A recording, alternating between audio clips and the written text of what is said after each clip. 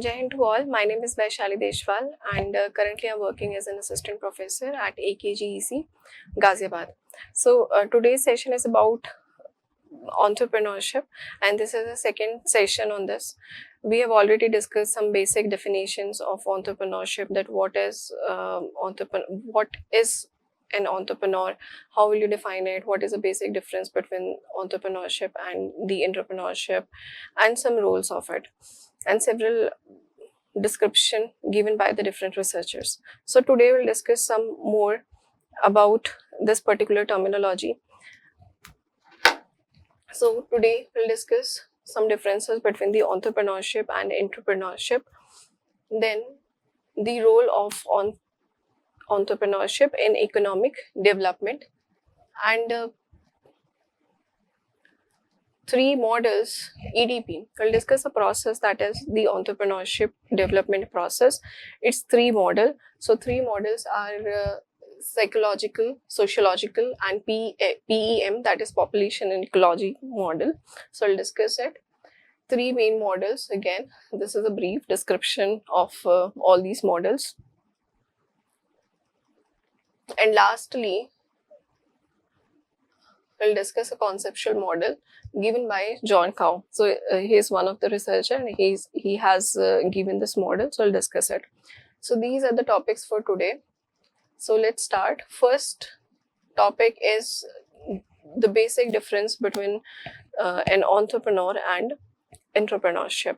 So entrepreneur refers to an individual having a new and exclusive idea to establish something new. So if we are talking about a new thing, a totally new thing, then we are referring an entrepreneur. And when we are talking about the established company or something which is already established and you are making some kind of the modifications to it in order to add some more value to that enterprise, so it is the entrepreneur. So as you can see that it's an individual or a person having the entrepreneurial skills who works at a previously established company. So when we talk or when we consider an enterprise or an idea which is very new or very novel, then we refer it as entrepreneur. And entrepreneur is someone who works at the established enterprise and who makes some advancement to it in order to add value to society and provide revenue or generate revenue to the enterprise.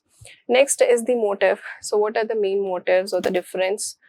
We are going to differentiate these two terminologies on the basis of some parameters. So these are the basis of the parameters on the basis of which we are going to differentiate these two. So the second is that an entrepreneur motive is to bring change to the world, while in this it grow and make it better because he or she is working on the already established enterprise. Next is that they are very innovative in the nature, although they are also innovative in the nature, but here we are just comparing the two terms, so it is somewhat less than entrepreneurs. So they're willing to take risk, they're less willing, they focus on the long-term profits, while they are fully motivated or their main aim or the goal is to get the appraisals, appreciations and the promotions, etc. Now on the basis of the competition, position and the approach to operate, again we have to differentiate these two. So the first is the competition, that they face low competition. Why? Because the idea, whatever he or she is carrying, is quite novel and new. So the competition is low, and while they faces the high competition in the market. They are the founders while they are the employees of the company. Approach to operate, so they include some innovative methods while they are very much focused on the entrepreneurship skills and try to to add the value whatever exists before. Next topic is the role of the entrepreneurship in economic development. So in this we have already discussed benefits and some of the disadvantages of being an entrepreneur and in entrepreneurship. So Now, this is about the role of entrepreneurship in economic development, that how it can contribute, how it add a value to the society, or what is the role of it in the development of the economy of any nation. So first is, you can add many points, but here these are some of the main points you can refer. First is the innovator in the economic growth. So here the entrepreneurs, they introduce new ideas, products and the technologies. So this is somewhat, these concepts are quite theoretical and you need to remember the key points here. So the first is that they introduce new ideas, product and the technology. Second is the generation of the employment opportunity. Obviously employment is one of the main or you can say the indispensable criteria. Next is the complementing and supplementing the economic growth. Whatever there is, it is going to complement it again. And balancing the social stability. How? Because by providing the employment to the lower strata of the society, or just by providing the employment, we can say somehow it helps in reducing the social inequalities, and thereby we can say that it helps to balance the social stability. So by providing the jobs and improving the living standards, it helps in reducing the social inequality, and that's a very crucial role of it. Next is the balanced regional development. So while we are referring the regional development, means there are some areas in India or in any other nations where we can distinguish those areas on the basis of the economic disparities or the regional disparities. So in order to maintain a balance, or in order to just have less differences between these kinds of the areas, it also the entrepreneurship helps in the development of such regions. So it encourages the industrial growth in the different kind of areas, and thereby it helps to balance the regional growth. Next is the export promotion. So by promoting the exports, we can again have a balance between the import and the export. Next is the import substitution, so reducing dependence on the foreign goods and thereby increase the revenue, and it is quite beneficial for our nation if we are less dependent on the foreign thing. Or it is very obvious that it's always good to say that if there is less dependence on anything, then it will always be good. So it can be a substitute for the import. Next is the augmenting and meeting the local demand. So the augmenting and meeting the local demand means whatever the local market needs. So by just producing some sort of the goods and the services. Look, we have while we are initiating the project, then there are certain phases in it. So in entrepreneurship, we are focusing on the project, or for the accomplishment, or for the attainment of the goal. And before starting the project, there are some prerequisites we have to be very clear with that. It can be the objective, well-defined objectives, and on the well-defined definitions of all the terminologies which are included in the objective. So the objective should be very well defined. All the feasibility report should be ready. So there are many prerequisite things, and the analysis of all the data of the market is done before starting the project. So here, by just producing the relevant goods and the services, one can satisfy the market needs. Next is that it helps to reduce the concentration of the economic power. So by promoting the entrepreneurship in India, it helps to prevent the monopolies by certain companies, you can say. So it helps to prevent the monopolies, and it promotes the competition, a healthy competition, by distributing the wealth among all the people, so that the monopoly by some companies can be avoided or can be prevented. Next is so these two are the last points while we are discussing the role. So the establishment of the backward and the forward linkages. So when we say the linkages, it simply means the supply chain from the from the idea generation, or you can say conceptualization of any idea to the very end point. And the end point can be delivering the service or the good to the end user. So the establishment of the backward and the forward linkages, it includes all the activities and all the things from the very starting to the end. So it strengthens the connections between the industries by sourcing the materials locally and creating the supply chain.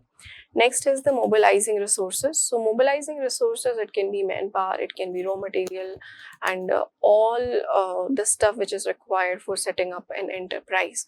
So all those resources for mobilizing, for the management of such resources, this thing is quite helpful. So it's not a single term. Although when we are saying the entrepreneurship or entrepreneur, it refers to many processes and the management of all the activities which are going on in setting up or in the while we are trying to attaining a project completion. And then the last is the mobilizing resources. So in this, we talk about the management of the resources. The resources can be manpower and the natural resources for the economic development. And it is also very critical to understand or for the sustainability of the natural resources, the efficient utilization of the natural resources. Okay, so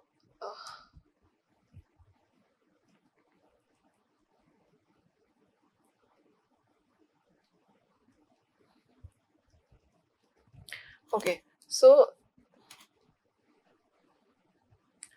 this is one slide is missed in this.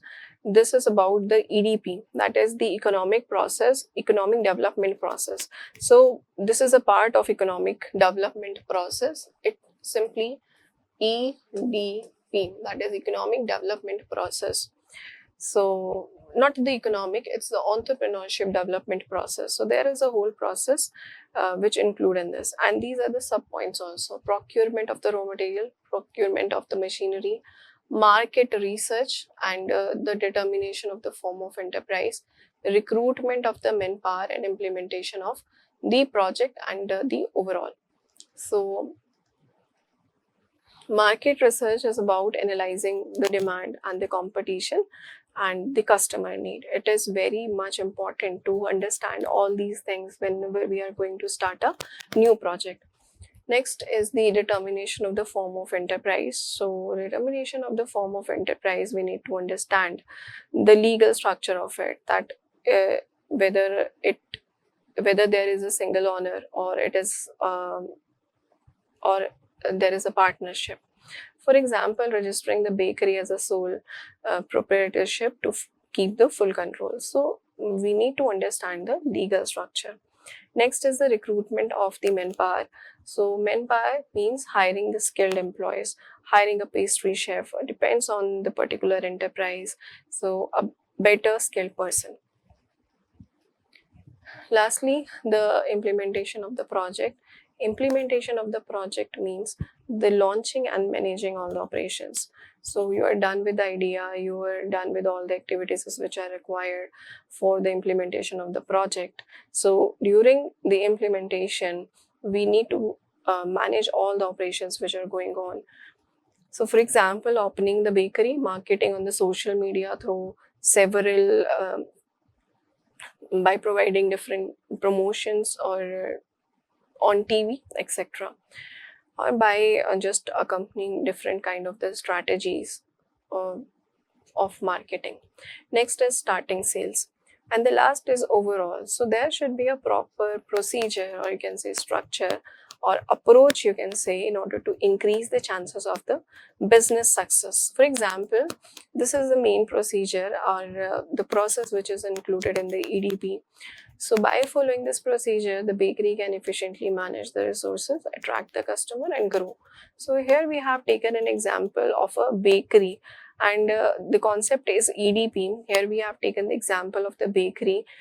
In the example, we have described all the points with the help of this, that the procurement of the raw material, what should be the how the operations are carried out, the implementation of the project, and what overall includes. So the next topic is EDP, and there are 3 models in it. So these 3 models, they are quite important. So this is now, why should we have EDP concept? Because it helps in generating the employment driven opportunities, earning foreign exchanges, increasing the total income of the country overall, we can say. So it plays an important role in economic growth, job creation and innovations, which are quite important for the overall economic development of a nation. So he is one of the researcher, Slumter, and he was the first. So Peter was the first who introduced the dynamic model of the entrepreneurship, and there are three models of the which we have which we'll discuss in the EDP. So psychological, sociological, and PEM, population ecology model. So we need to understand all these kinds of the models, or what we can include in under each category. So first one is the psychological model.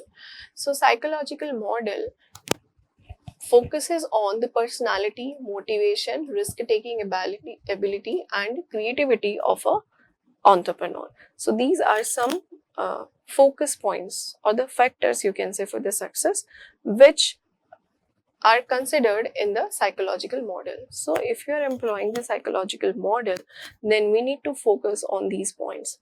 For example, entrepreneurs with high self-confidence and innovation, they can derive the business growth. This is just an example, and here we are focusing on the psychological things. Next is the sociological model. So in sociological model, an analysis, or we examine the social and the cultural factors like family background, education, social networks.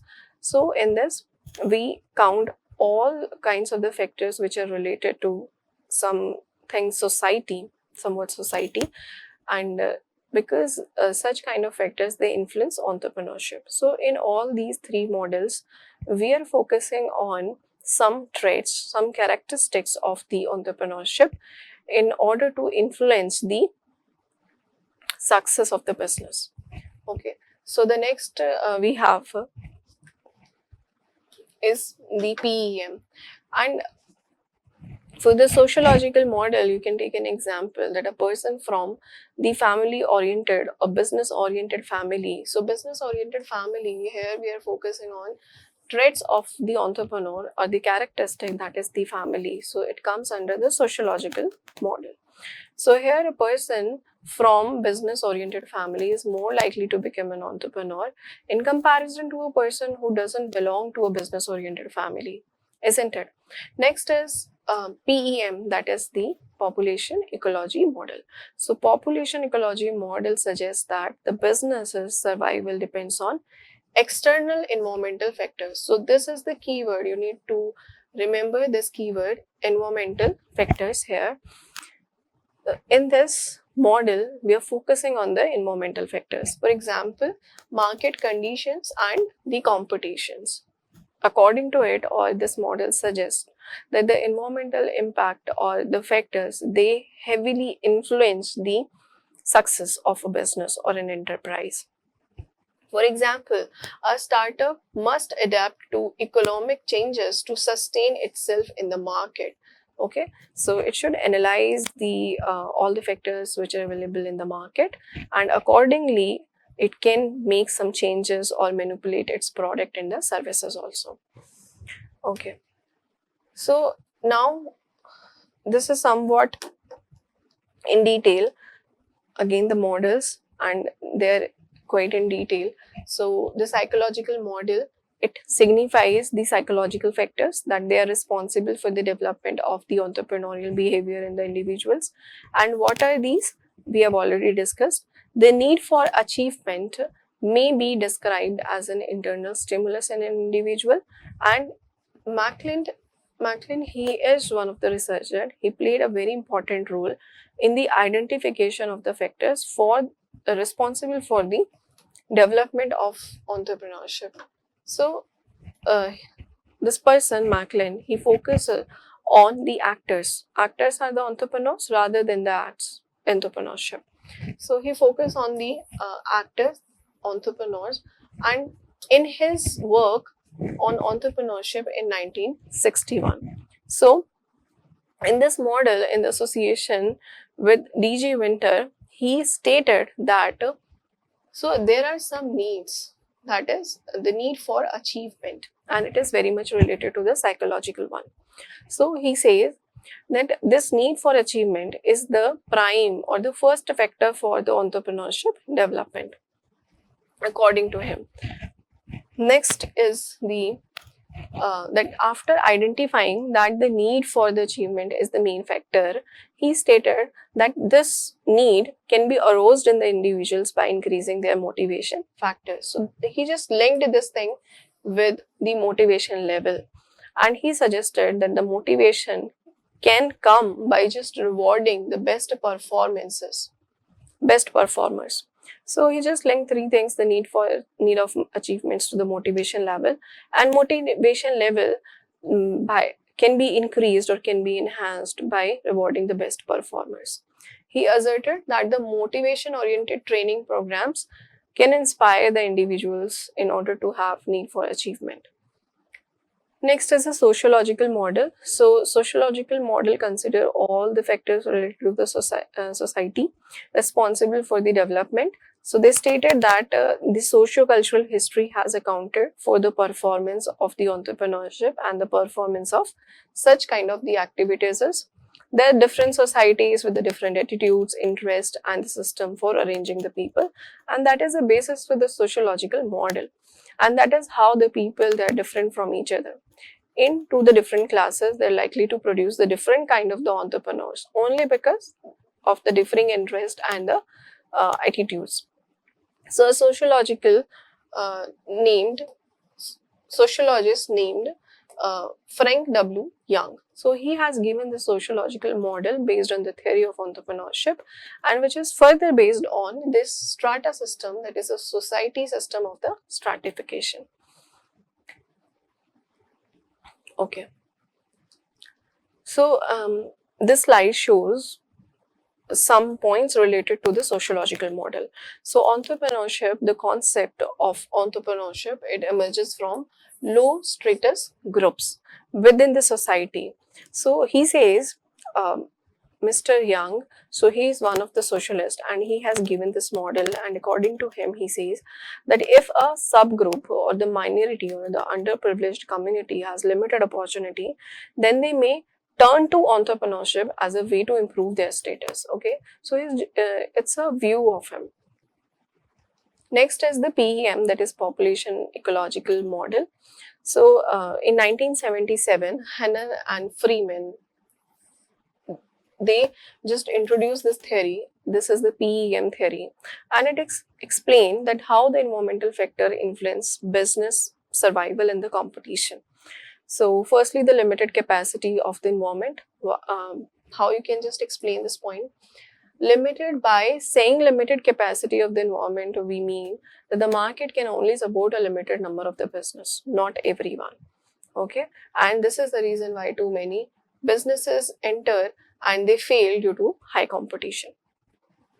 Next is the survival versus legitimacy. So a business must be recognized as legitimate in its industry, then only it will be able to stay competitive to survive in the market. Next is the environment over individuals. So this model focuses on the environmental factors, as we've already discussed. And what are the external or the environmental factors? It can be the market demand, competition, and the regulation or the government regulations, etc. Rather than the entrepreneur traits or the personality or the characteristics of the individual person. Next is the population and ecological changes. So the changes in the population trends, economic conditions, and the technology influence entrepreneurship. So simply we can say that this model, PEM model, it focuses on the external factors or the environmental factors.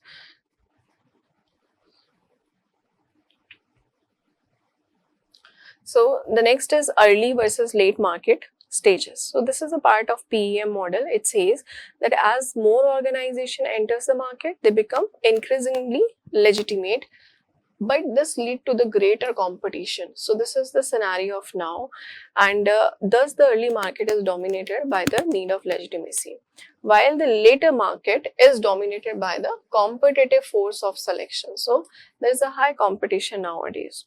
Next is the impact of the environmental changes. So as the environment change due to innovations introduced by the organizations, mortality rates increase for the organization experiencing high level of resistance to change.